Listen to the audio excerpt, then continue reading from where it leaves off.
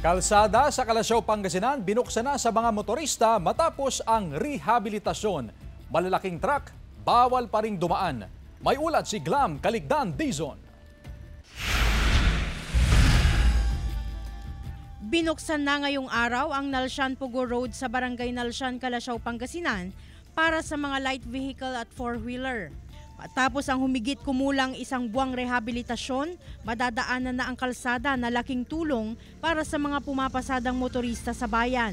Magandang tulong sa amin mga tricycle driver kasi maganda na yung daan. Malaking ginawa lalo na sa mga kasama kong mga namamasada. Iwas traffic na rin umano ang pagbubukas ng kalsada. Maaari na kasing dumaan ang mga motoristang manggagaling ng De Venecia Highway na hindi na dadaan sa Kalasyaw Santa Barbara Junction. Para sa lahat ng mga motorista natin, pwede na pong daanan po yung sa may Nalsyan Pugo. Maliban na lang po sa mga heavy vehicle, katulad ng mga truck po, sir.